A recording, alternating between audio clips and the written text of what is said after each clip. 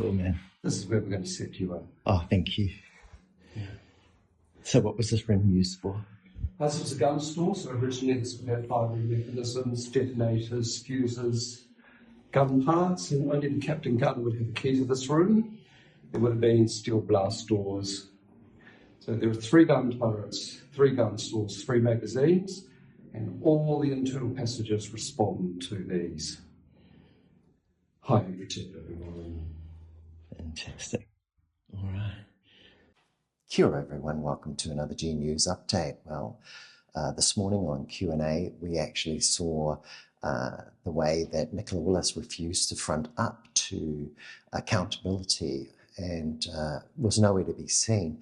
This is the second incident where the senior leadership of the current government have actually not pitched up and faced the music and been accountable. We saw Christopher Luxon avoid proximity with Nicola Willis last week, and he went off and attended a donor-style dinner and really didn't want to be seen too close to her. And now on Q&A today, after strenuous efforts to actually just talk, have an adult conversation about what's really going on in the economy, Nicola Willis basically ran away.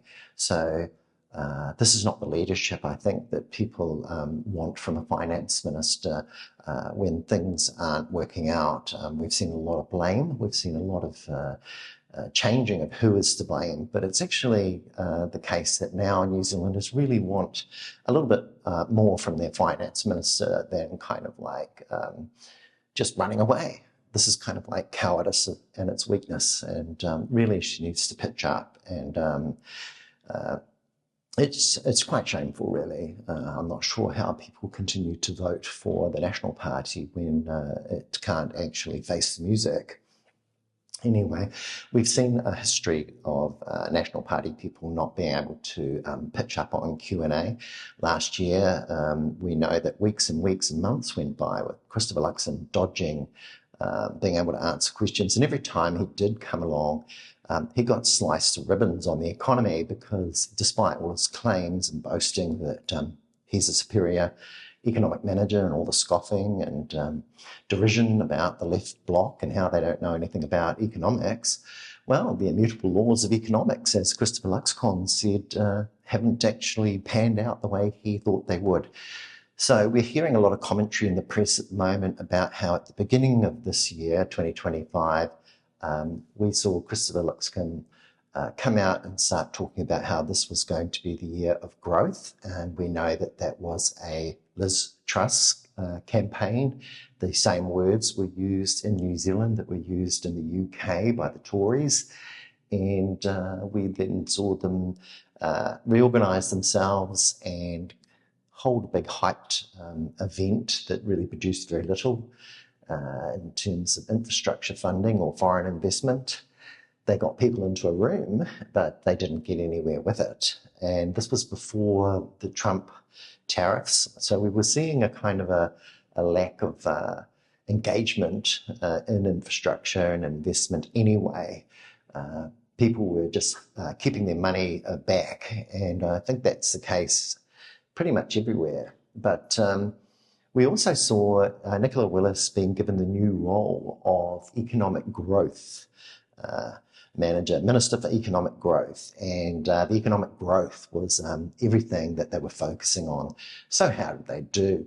Well, in the first quarter, there was about 0.9% economic growth. But come the second quarter, we've seen all of that erased. So we're back to square one.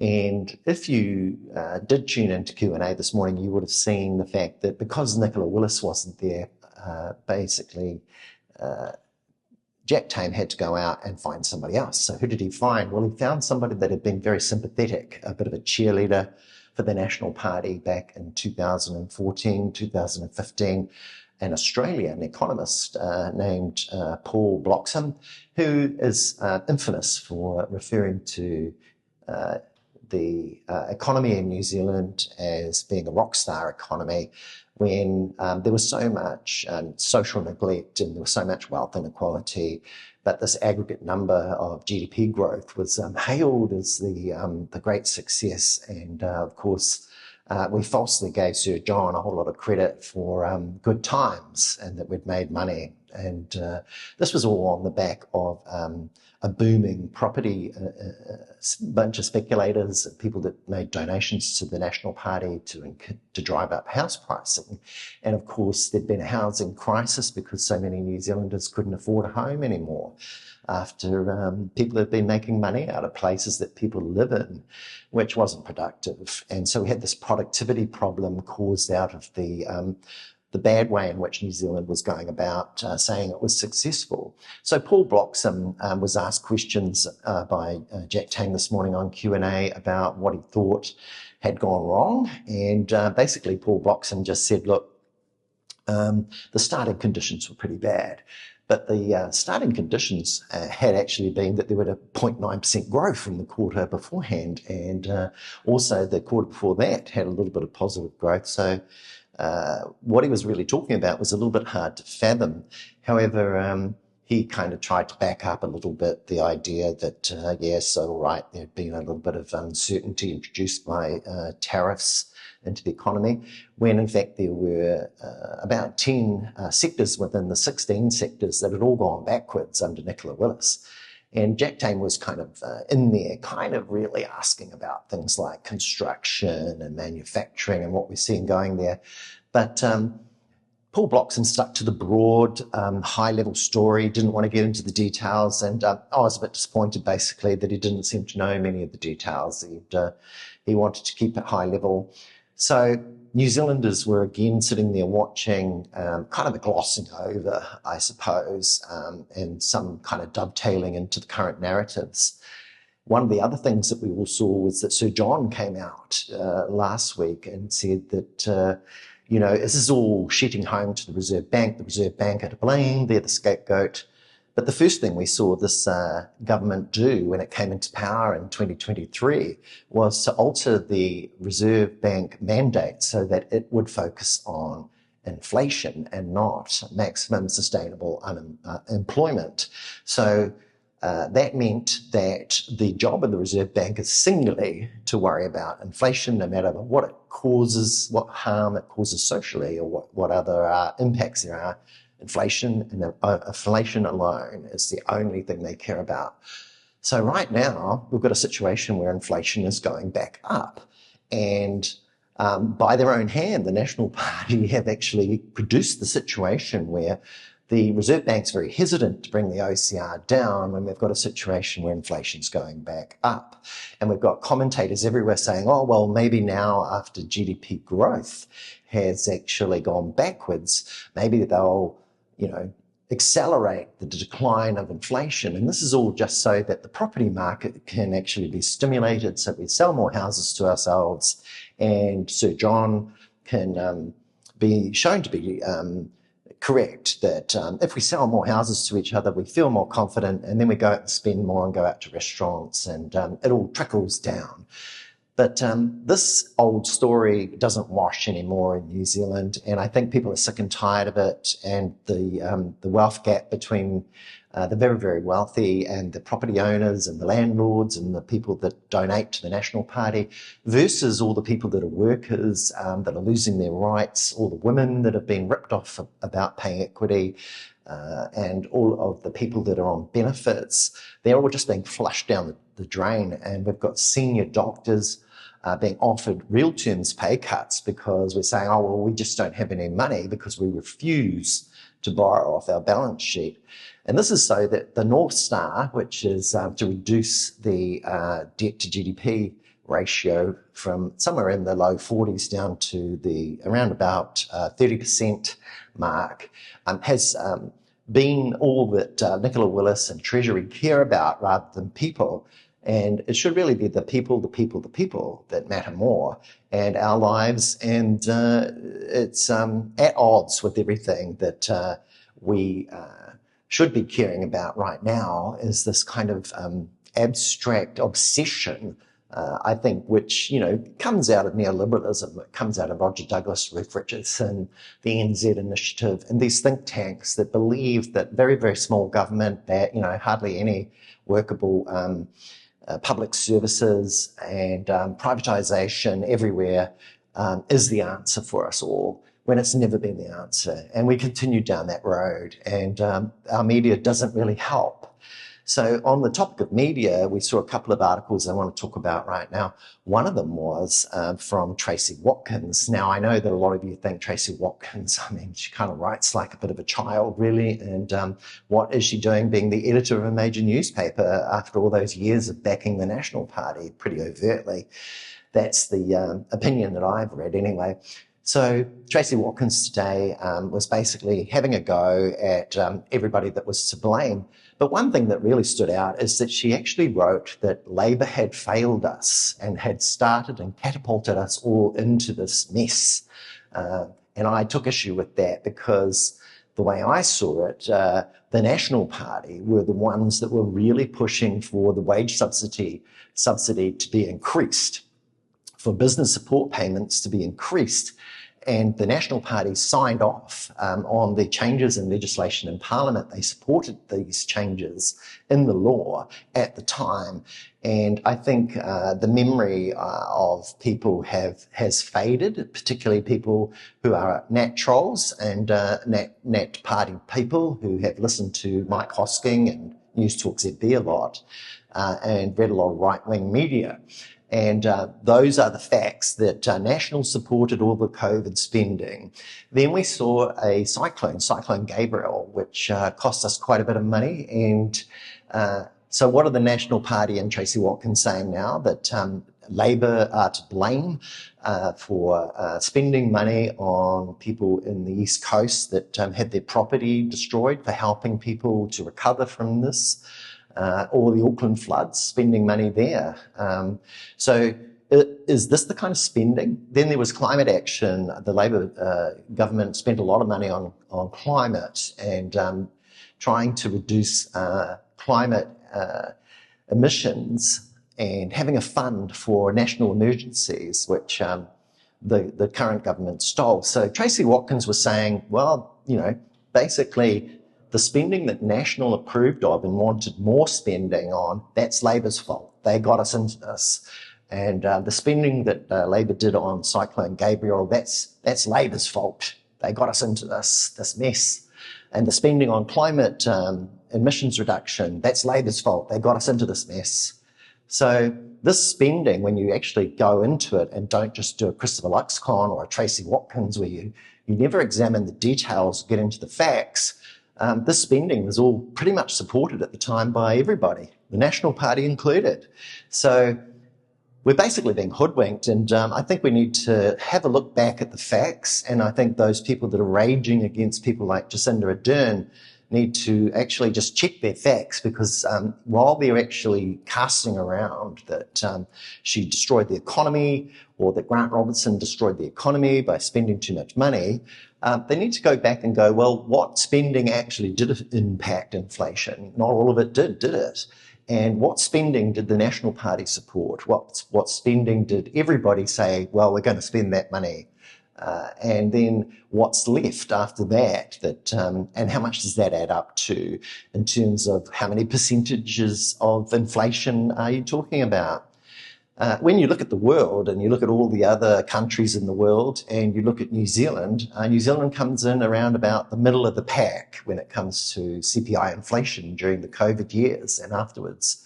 So we had 7.3, which was a lot lower than countries like the UK. Countries in Europe, countries like the United States had much higher inflation, around 10% than New Zealand. But today, you're seeing those countries actually having higher GDP. They have recovered because they didn't have a National Party come in and in 2024 crash major parts of our economy like construction. All those construction projects that got cancelled, all those jobs that got suddenly ended, all of those towns that have seen massive firms being liquidated and huge numbers of job losses, small towns that rely on a couple of great big companies suddenly having no jobs left anymore, families not being able to put food on the table, joining the job seeker queue. We've seen job seeker going up. We've seen people staying on job seeker much, much longer. And at the same time, you've got Nicola Willis not showing up to be accountable on Q&A this morning. We also saw an article from Andrea Vance this morning, and she basically was recounting how, well, this Nicola Willis, she's the Minister for Economic Growth, isn't she? So how's growth going? And, I think everyone's kind of like waking up now to the fact that it's not going well and that the stories don't really wash, that the New Zealand psyche narrative that Nicola's made up here didn't fit on a number of levels. One, the timing was wrong. The exports were high to the United States. Our export receipts are really good. And we're not actually seeing anything that makes sense apart from kind of a bit of a guess in an attempt to be consistent, because remember that Nicola Willis has been saying that all the troubles that we were going to get in Q2 had to do with tariffs. But then the second thing was that all those countries out there we compare ourselves to, as you've seen in all those charts, show that New Zealand's the exception. You've got all these countries that had higher inflation during COVID than New Zealand did, who are now doing much better when it comes to their GDP growth in Q2 of 2025 than Nicola Willis is able to do. So, and the fact that the forecasts were so wrong, it means we can't really trust the likes of Paul Bloxham. I mean, why would we trust Paul Bloxham? He got it wrong, didn't he? And why would he be correct today? Or the Reserve Bank, or Treasury for that matter. And on the topic of Treasury, you might recall the fact that Craig Rennick, the CTU economist that we all know pretty well, he came out during the week and said Treasury, who forecasts annually, in its figures, they had suggested that we'd be doing something like about 0.7% when you broke it down in terms of what was expected from Treasury. So even Treasury, has not been correct. They were talking positive numbers, not even negative numbers. So how wonky is Treasury when it comes to forecasting? So New Zealanders are kind of left in the position of actually not being able to trust any of the banks and their forecasts or any of the projections. And you've got Christopher Luxon clinging to those projections now, grasping them desperately and saying everything's fine, and overcooking and overdoing, how positive everything is when it's just not. We all watched some interesting statistics being talked about. Shamil Iqbal had come out with a graph that overlaid the depth of this recession over the top of the GFC recession and other recessions we had, like the Asian crisis. And this recession right now that we're in is much, much deeper. It goes down lower, and it's projected to last a lot longer when you overlay those graphs. And we're not coming out of this. It's not just going to be the case that Christopher Luxon is suddenly going to have a Merry Christmas and everything's going to be fine. Like he says, that everything's certain now, that we're perfectly fine, everything's certain, Q2's passed, Q3's here. What that is basically just Christopher Luxon referring to projections that have been shown to be wrong. And I think media are waking up now that he can't make those claims, that he's guessing. And that guesswork doesn't help us. So nobody can believe Christopher Luxon. Nicola Willis has lost all credibility. The way she sat on all that information about the resignation of Neil Quigley for so long, the way that she sat on her hands about the ferries for so long and did nothing. It had to be taken off her by Winston and cost us $671 million. Anyone else would have been fired immediately for that. But here we still are with Nicola Willis. And they even talk about, well, this burnt piece of toast, could it possibly be the new Prime Minister? Could Nicola Willis, who has done so much damage to New Zealand so quickly, do more damage as a Prime Minister? We've got speculation that, well, no, she cannot possibly be the leader, and why would you change the leader now? It wouldn't be good for National. But National also can't win the next election under Christopher Luxon. It's just going down. And so it's basically the case now that we're all waiting for some good policy, and we're prepared to wait for a while. But we know that when it comes to evidence and getting away from neoliberal ideology, a Labour, Green and TPM government will actually free our thinking from that austerity approach, that one that's guided about debt to GDP ratios, and it'll put people first. So that's the hope that I think all New Zealanders have. We also saw yesterday a big march in Auckland and in different centres around the country about pay equity theft. That's not going away. That's pay equity theft by Nicola Willis and the other women that are in the cabinet at the moment who decided to conspire and hide this in Project 10 from New Zealand, will become an election issue and it will be a matter that we vote on. There was a sign there that said payback's a bitch and she votes. And I think that's about where it's at. We shouldn't still be fighting this stuff now. This is like decades and centuries ago that we've been trying to fight for this. So New Zealand women aren't going to put up with Nicola Willis, Stanford and Van Velden pulling this stunt. And we've seen them come together from all over the spectrum of politics and say, no. You can't do this to prop up your budget. Budget 25, Nicola Willis. Nicola Willis has also had to invent a new measure, Obergall-X, which is a brand new measure in order to just fit into the horizon, the 5-year horizon we look at, in order to say that there's still a surplus somewhere, because that's one of the financial responsibility guidelines that we have to follow under neoliberalism. And so making up measurements and getting rid of things like the census that does hold them to account, and then not pitching up to things like Q&A and facing the nation for their own policies doesn't wash well as the public becomes more and more aware. And we've got 5,500 senior doctors, and these are senior doctors that care about people, who are going on strike because Simeon Brown, the ruthless miniature of health, wants to underpay them. He wants them to take a real terms pay cut. He wants to blame unions for standing up for workers' rights, which are being eroded by his government. And ultimately, as you know, they're just destabilising public health. Public health has been underfunded for about a decade, and they're kind of arguing that no matter what anyone says about understaffing, no matter what the facts are, that they can just hoodwink us all and carry on telling us lies about how everything's fine. Health New Zealand have been trying strong-arm tactics there to try and stop industrial action happening, but they are also puppets to Nicola Willis's budget constraints, so it all comes back to the pink pantsuit and the damage and harm that she is causing to New Zealand as a country. So finally, I'd just like to say, here I am at Stony Batter on Waiheke Island, and this is an incredibly cool place. I'll just show you this footage here of the location and how this place has actually turned into an incredible visitor experience, which draws people from all over the world. They come out here and they learn a big history lesson about New Zealand and what we were faced with during the Second World War as these emplacements were all built. Recently, after a period of time when all of this had been left to decay, a number of locals had got together, formed a little society and done a lot of volunteer work.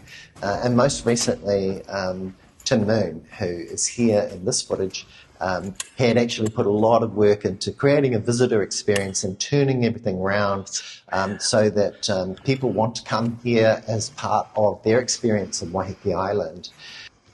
This is the #1 magazine, which we are utilising public engagement for concerts of jazz, opera and art exhibitions, but all of the art is very philosophical and provocative. This is about the intelligence of water, New Zealand water researcher Peter Austin.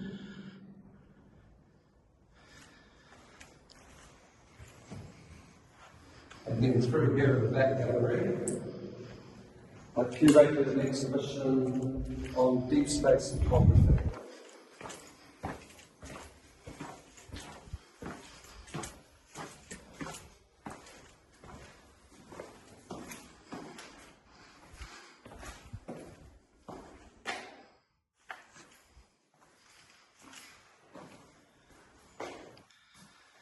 The irony here is we have deep space, deep underground.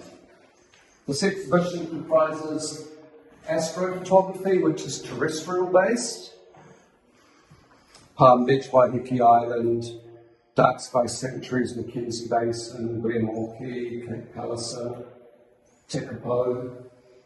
And then over here we have images that have been taken off the James Webb Space Telescope. This is called The Penguin in the Egg. It's a very new image. The astounding thing with this is all those background stars that you see here are actually galaxies. So they're not stars. If you come close, you'll see every one of those is a spiral galaxy.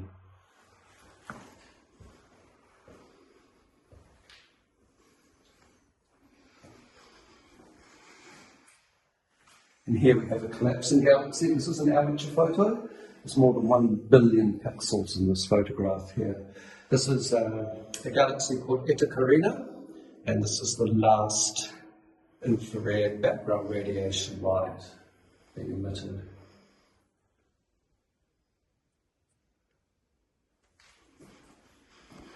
Wow. Anyway, so the whole purpose of this, I've curated this to, the curatorial name statement is Notions of Infinity. I want people to think about their place within the celestial heavens, within the universe, and that's what this is about. So we attach them to the ground, things they know, and then we show them things that they don't know.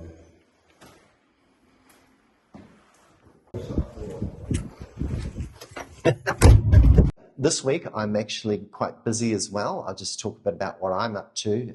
On Tuesday, I'm going to talk to Duncan Webb from Labour. I'm going to talk to Karen Leone, the mayoral candidate for Auckland.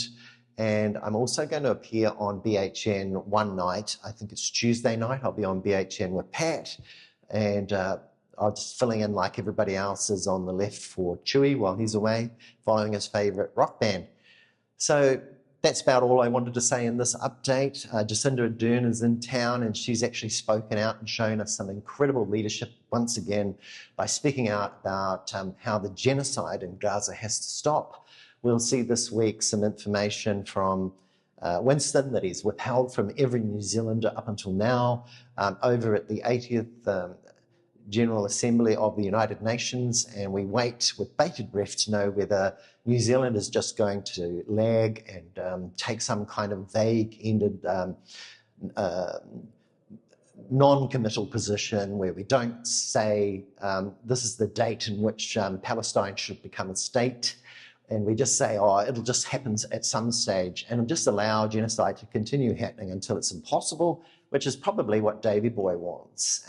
Davey Boy spoke out, as you know, saying there's no way Cabinet's going to agree to any kind of Palestinian state while the borders are the way they are, while you've got Hamas in there trying to defend themselves from complete annihilation, and that there are terrorists. And so the killing by Israel of so many more civilians, that's not terrorism. The state can kill as many civilians as possible, and that's never terrorism. But Hamas, well, they're terrorists. So Jacinda Ardern, good on you for speaking out and showing leadership, and we're not seeing that from any of the government at the moment, but we'll wait and see what Winston has to say.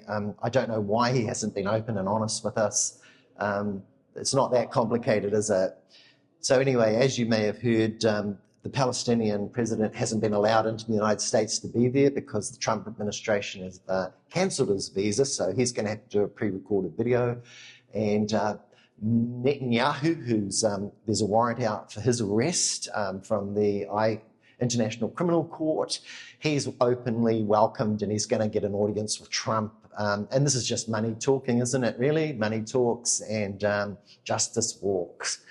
So that's all I have to say to you today. I hope you have a wonderful day, and I will obviously be back in touch with you as soon as I can.